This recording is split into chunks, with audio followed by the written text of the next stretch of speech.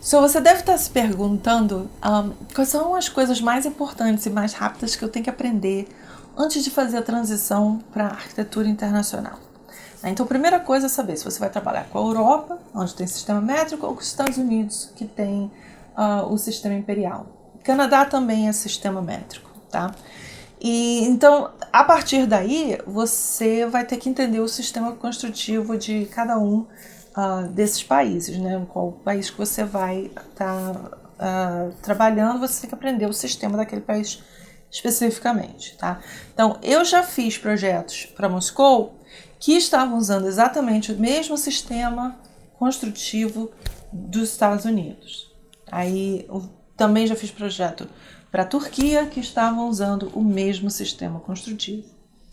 Então, quando a gente fala em sistema construtivo de novos prédios na Turquia, Moscou, eu estou falando que é o esqueleto de aço, tá? A estrutura de aço, a curtain wall, ou então um precast na fachada, e as paredes interiores vão ser de drywall, e a cor da escada e do elevador, shaft da escada, shaft do elevador, vão ser em CMU. CMU, it's a Concrete Masonry Unit.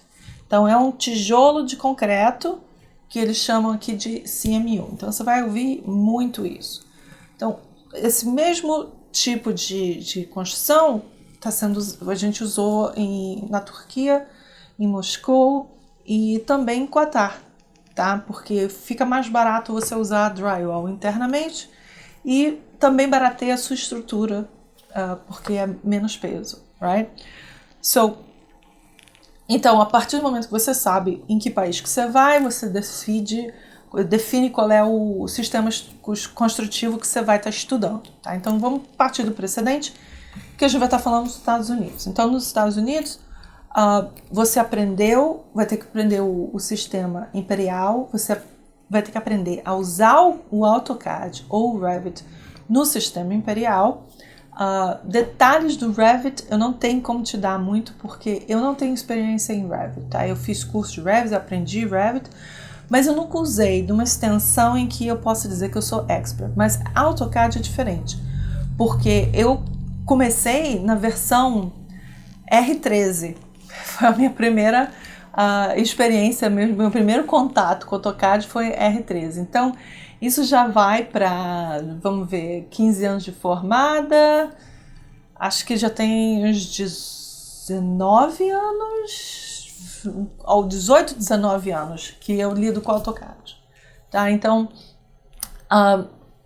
a diferença de trabalhar com o AutoCAD no sistema métrico, no sistema imperial, é quase nada, é só a maneira que você vai escrever a dimensão.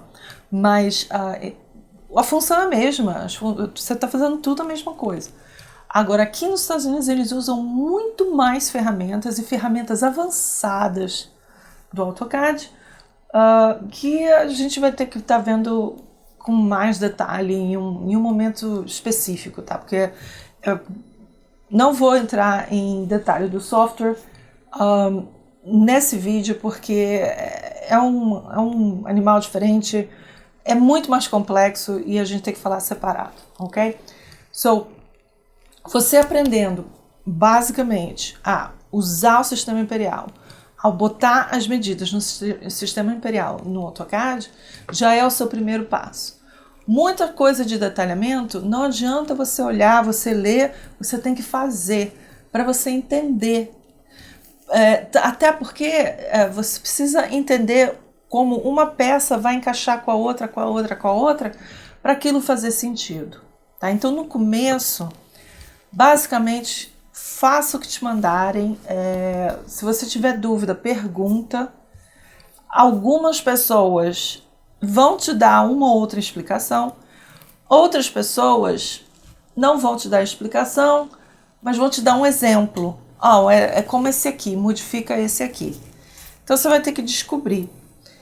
E eu descobri que você tem que descobrir da pior maneira possível. Eu simplesmente fui jogada num projeto que só tinha arquitetos experientes. Eu estava aqui, tinha acabado de chegar, tinha 6 meses que eu estava aqui, era o meu primeiro projeto complexo e eu não tinha a menor ideia do que eu estava fazendo e eu não podia transparecer aquilo, né? Então eu ficava séria na reunião e prestava atenção em tudo que estava acontecendo. Não sabia tanto inglês quanto eu achava que eu sabia, então eu não entendia nenhuma das piadas. Então, para não parecer idiota, eu ficava sempre com um caderno escrevendo. Então, se tinha uma piada, eu estava escrevendo, não entendia a piada, então eu estou escrevendo, estou prestando atenção no que eu estou escrevendo. Eu não tinha que rir da piada, né? É patético, eu sei, mas era assim que eu meio que fingia que estava entendendo tudo que estava acontecendo do meu lado, quando na verdade eu não estava entendendo nada. Mas eu fingia que estava entendendo. Eu passava segurança, tudo bem, e aí eu ia fazendo os desenhos, aí mostrava para o arquiteto in charge, eles faziam correções, faziam remarks, né? Pegava a canetinha vermelha, marcava tudo lá para mim, o que era para mudar, aí eu, não destruí, não fiz M tão grande assim, né? Então tá bom, tá tudo bem. E aí ia lá e continuava. Então de pouquinho em pouquinho eu fui aprendendo desse jeito, fingindo que eu estava totalmente sob controle. Eu entendia tudo o que estava acontecendo, ficava quietinha, ouvia tudo. E aí depois entrava em pânico, sozinha na minha workstation, tentando descobrir como que aquela porcaria funcionava, mas eu fazia, eu consegui, tá? E marcar o tempo que você demora para fazer uma coisa é uma coisa que, infelizmente, é importante aqui. Porque tudo se cobra por hora. A única coisa que eles pensam aqui é na hora. Eles cobram o cliente por hora. Então, você não pode gastar muito tempo fazendo uma coisa e não completando aquela tarefa. Tá? Então, tenha em mente isso, que nos Estados Unidos, time is money. Tempo é dinheiro. Então, você tem que ser eficiente.